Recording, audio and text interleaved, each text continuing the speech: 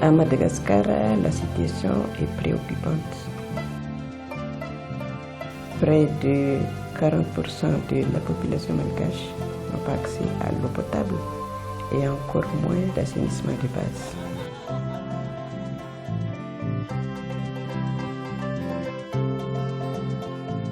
La région Haute-Massiatch et la métropole de Lyon sont en coopération depuis 2006. D'abord dans le cadre d'un projet qui se nommait Agir, qui intervenait sur 6 communes dans la région. Et depuis 2012, nous sommes montés sur 12 communes et nous intervenons également sur l'eau et l'assainissement. Dans le cadre du projet CAPO, nous intervenons sur 4 thématiques. Donc, la première concerne la planification. Avant de réaliser des infrastructures d'eau et d'assainissement, il est nécessaire de connaître le territoire communal.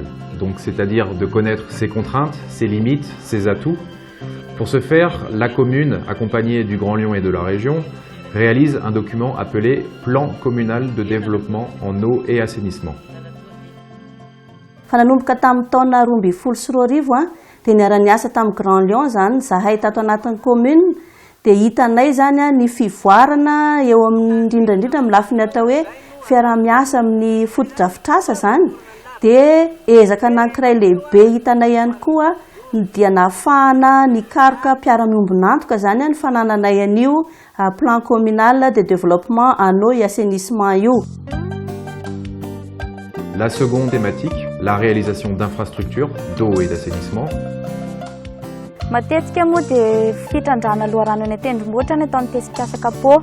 Izany hoe trandrana ny loharano dia miditra sivana sy Sinibe ary eo avy eo amin'ny Sinibe no mizarazara any amin'ny borne fontaine publique na lave-main ho an'ny sekoly ary misy koa ireo tokantrano efa mampiditra pompe isa-tokantrano. Izany moa natao dia hoe mahita hoe mora le fametrahana le fanaovana le fotodrafitrasa na ara-teknika na ara-bola.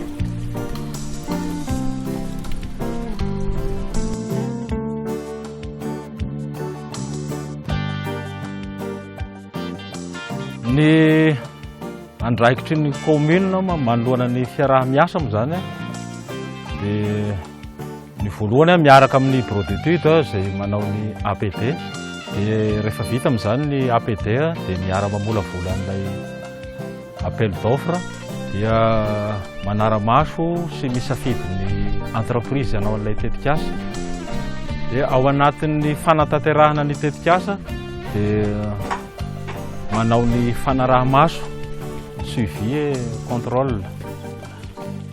Dans un troisième temps, nous accompagnons également les gestionnaires et également nous accompagnons à la préservation des ressources.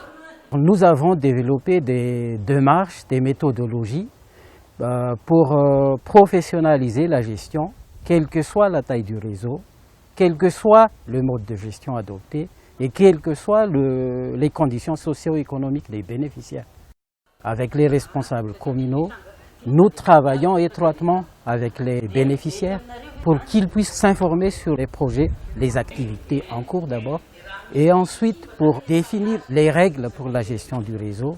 Et c'est après qu'on met en œuvre un programme de formation sur des outils simples de gestion.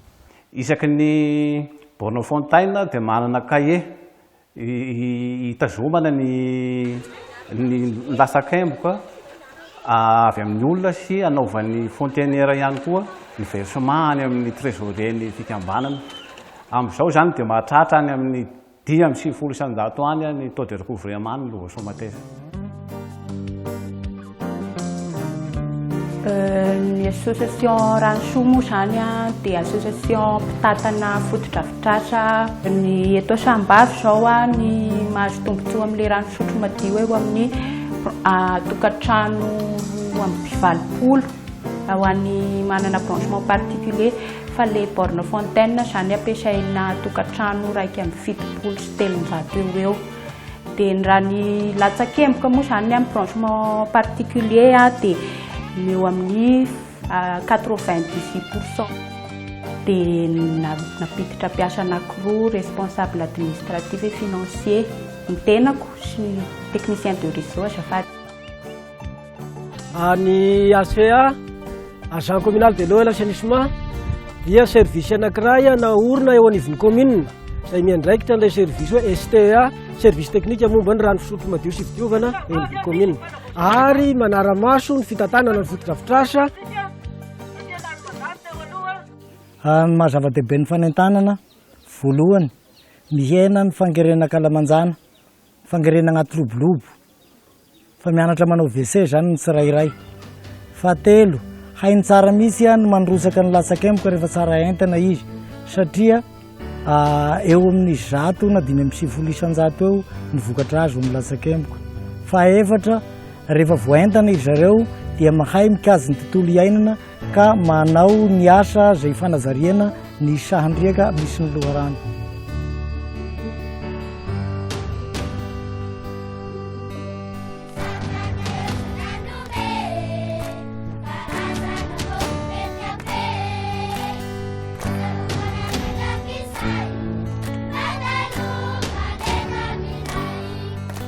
Enfin, le dernier axe de travail concerne la formation, initiale à destination des universitaires, continue à destination des communes.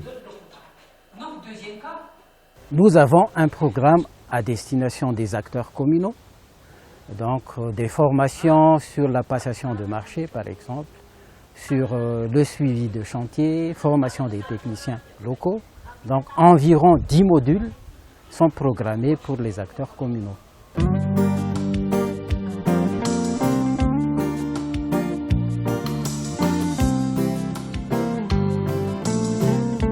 Dans le cadre de notre projet Capot, nous avons alimenté en eau potable 12 communes, également bénéficiaires d'infrastructures en termes d'assainissement.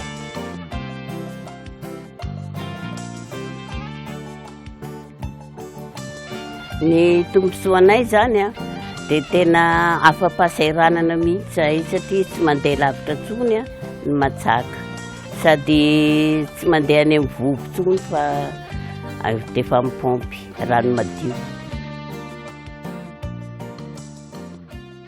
Voalohany dia hita zany ny fahasaran'le fisian'le rano fisotro madio amin'ny lafiny ara-pahasalamana zany dia fantatra fa mampihena zany ireo aretina mifandraika amin'ny rano maloto toy ny fivalanana sy ny maro isan-karazany.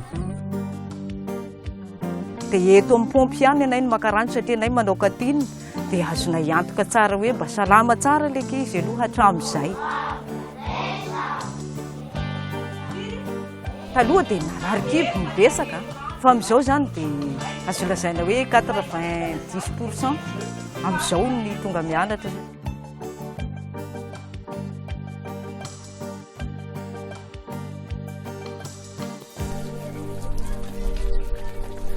Nous, on est très heureux ici à la direction de l'eau de la coopération avec la région Haute-Matchiach qui, pour nous, est une réussite. Je pense qu'un des premiers résultats qui est significatif, c'est que 70 000 personnes, y compris avec les écoles, ont pu bénéficier d'un apport d'eau potable. Le deuxième critère, c'est que les maladies dues à l'eau ont été divisées par 3. Le troisième critère, c'est qu'effectivement l'absentéisme scolaire a énormément diminué. Et un critère qui peut être anecdotique, c'est que les bornes fontaines servent de point de rencontre, de lieu de discussion au niveau de la population maintenant, et ça permet aussi de diminuer et de faire tomber certaines tensions sociales. La coopération a permis un véritable transfert de compétences et d'expertise. Les communes partenaires arrivent actuellement à maîtriser le processus allant de la planification, la conception et la mise en œuvre d'un projet d'adduction d'eau potable, ainsi que la gestion post-investissement. Notre démarche actuelle s'arrête fin 2015 et en 2016, nous espérons pouvoir continuer cette action avec un certain nombre de partenaires français, partenaires malgaches, ce qui nous permettra de continuer cette démarche dans un esprit de partage, parce qu'on est dans le partage, on n'est pas seulement dans une démarche de solidarité. Quand on apporte quelque chose à Madagascar, croyez bien qu'on en reçoit tout autant.